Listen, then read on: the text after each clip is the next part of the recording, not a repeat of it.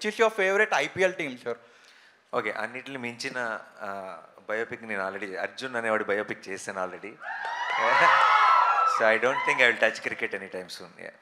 నాన్నగారు, హలో నాన్నగారు. నాన్నగారు, నాన్నగారు ఇక్కడ this is Sanjay from India glitz.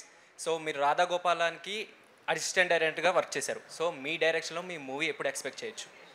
చేయకండి ఏమి, ఇప్పుడు యాక్టింగ్లో బిజీ అండ్ అసలు అలాంటి థాట్ కూడా లేదు నా మైండ్లో అసలు. ఇంకా సార్ నాన్నగారు ప్రెస్ మీట్ స్టార్ట్ అయ్యే ముందు దానయ్య గారు స్టేజ్ ఎక్కి మాట్లాడబోతుంటే మీరు ఓజీ మీద ట్రిగ్గర్ చేశారు, ఎందుకు సార్?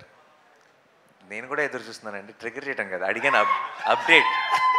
అంటే నార్మల్గా మీ సినిమా గురించి జరిగే ప్రెస్ మీట్లో what is the special interest you had for that OG అని? Because I'm also waiting for the film అండి. I'm extremely excited and I think it will be madness. నేను కూడా అందరితో పాటే నేను కూడా ఈగర్లీ వెయిటింగ్.